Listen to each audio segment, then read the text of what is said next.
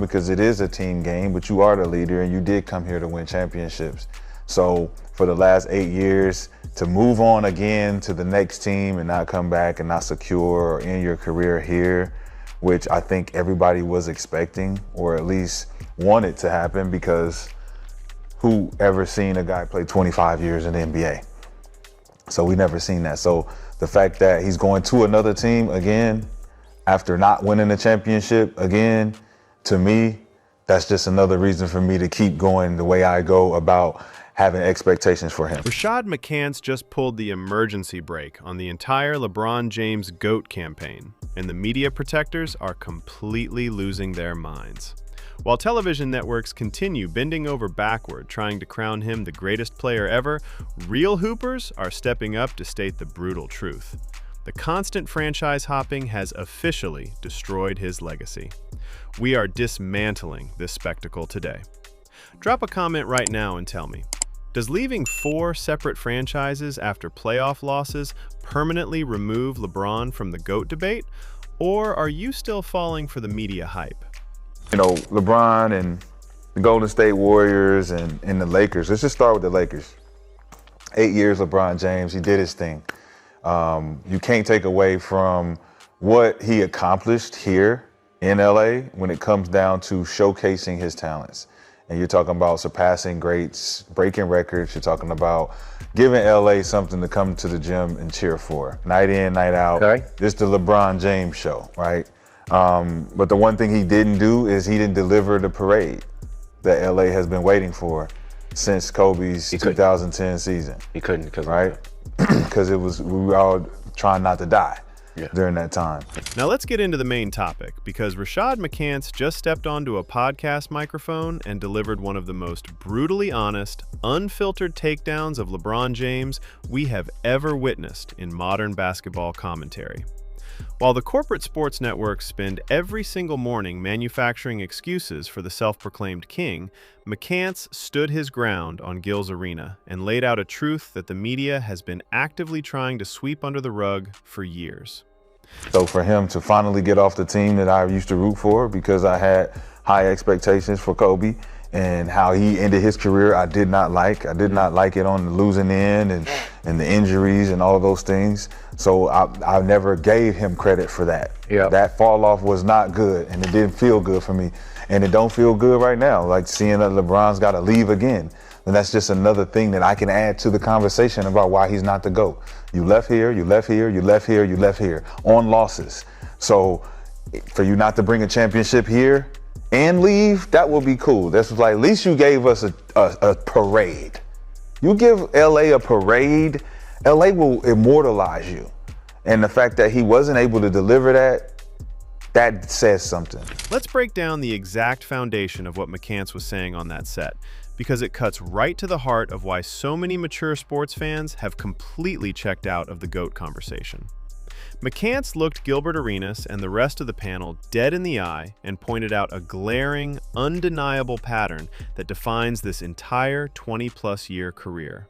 He pointed out that whenever things get slightly uncomfortable, whenever a roster gets old, whenever draft capital runs completely dry, and whenever a playoff series ends in a humiliating defeat, LeBron simply packs up his bags and moves on to the next pre-assembled roster. McCants put it in plain, simple terms that even the most stubborn fanboy can understand. He said, and I quote, "You left here, you left here, you left here, and you left here on losses."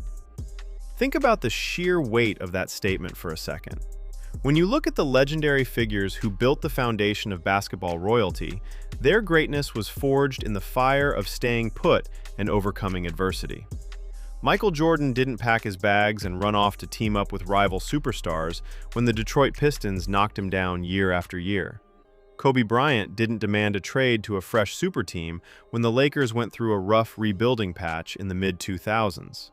They stayed in the building, they absorbed the pain, they demanded more from themselves and their teammates, and they fought through the mud until they brought championship parades back to the exact same city. Before LeBron got there, the Lakers were looking... Rebuilding. Were they rebuilding, or were they going into a direction where they were lost? You remember who they had and who they had to give up to get LeBron. Who did they have to give up to give LeBron? They had Julius Randle, they had Clarkson, they had Kuzma, they had a bunch of guys that they felt like Brandon Ingram. And Lonzo Ball. Lonzo Ball, they had a core. They were looking towards moving towards. And they had Magic Johnson running the show. And Magic wanted to make certain moves. So you don't think LeBron coming to the Lakers, he revamped them and helped them? Revamped, I wouldn't say that, because the team that they revamped with and won with, they didn't bring back.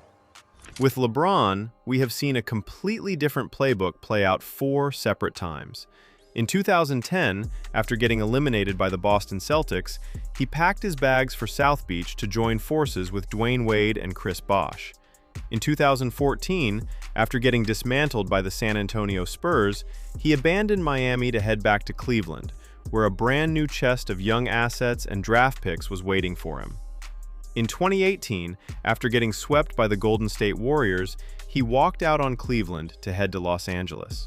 And now, after getting knocked out of the postseason again, he is once again standing in the free agency market, shopping his services around to whichever team has enough cap space and media clout to satisfy his ego. That isn't the behavior of an undisputed basketball king.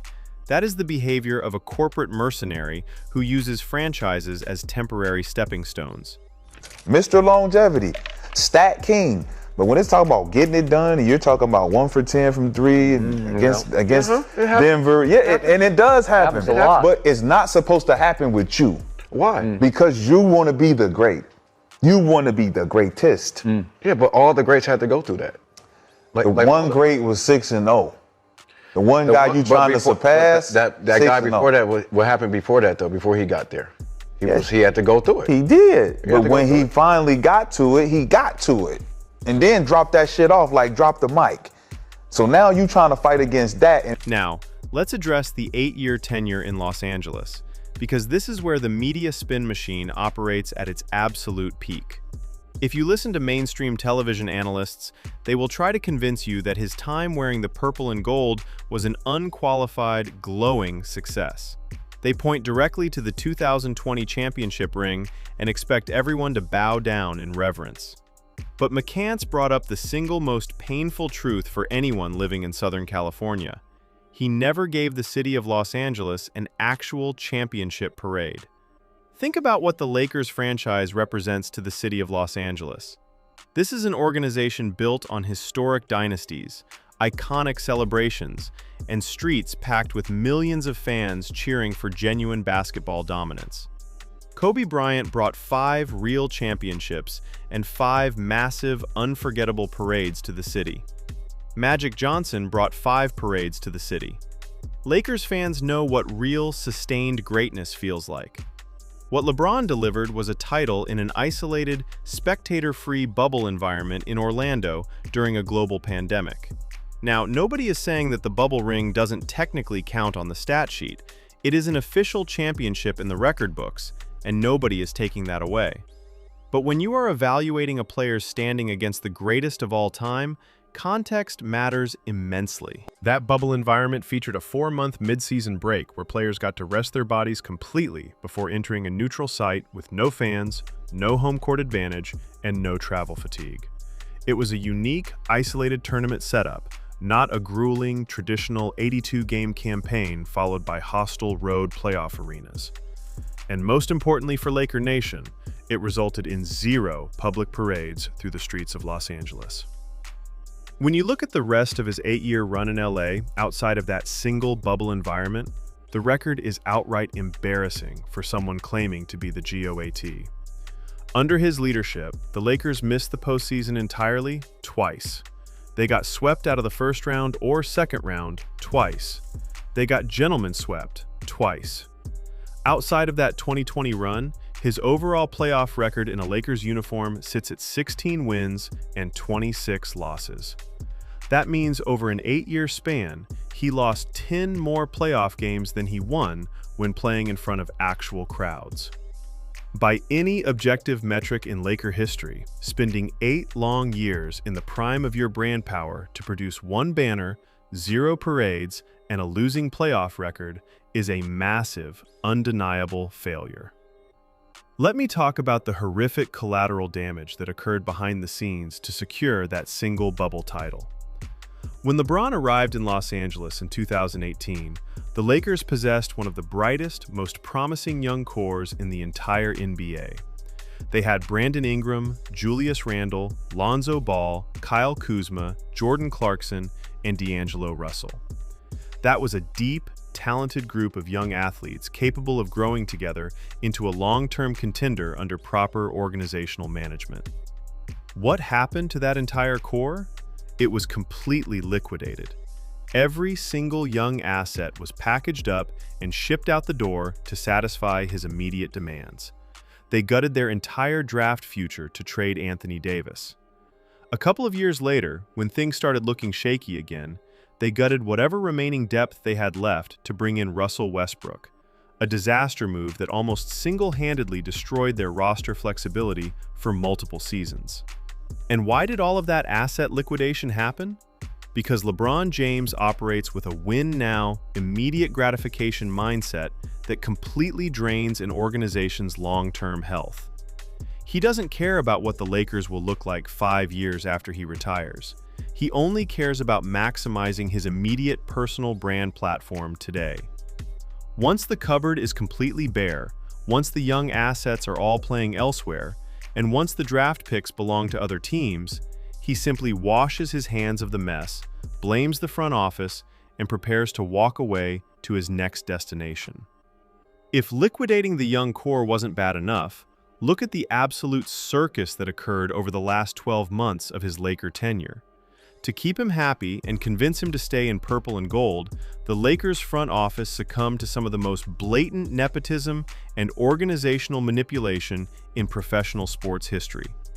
They used a draft pick to select his son, Bronny James, a player who clearly required extensive development in the G League before even being considered for an NBA roster spot.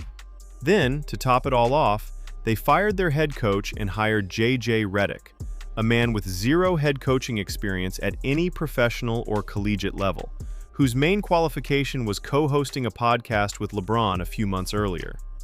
The Lakers literally turned their head coaching position and draft board into personal favors for a 41-year-old veteran.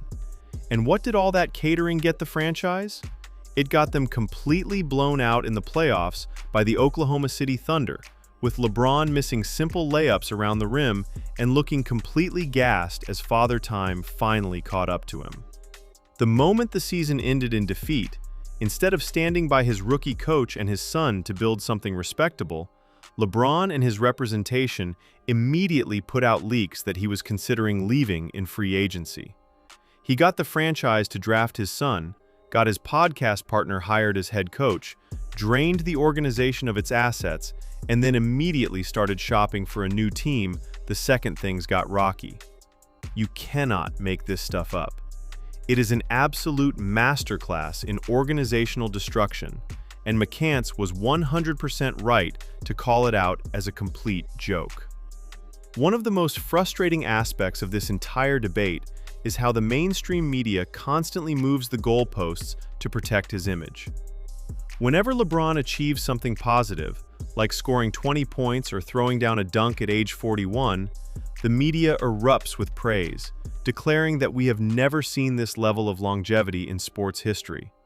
They scream from the rooftops that his durability makes him the undisputed GOAT. However, the second he gets swept out of the playoffs, bricks shots in the clutch, or plays lazy defense, those exact same media members immediately pivot to using his age as a shield. Suddenly, they tell us, well, you can't expect him to carry a team at 41 years old. It's amazing he's even on the floor. Give the man a pass. McCants completely tore down that double standard during his rant. He pointed out that you cannot have it both ways. If you want to claim the crown of the greatest of all time, if you want to constantly compare yourself to Michael Jordan, then you accept the ruthless pressure and expectations that come with that title. You don't get a hall pass for losing just because you're older.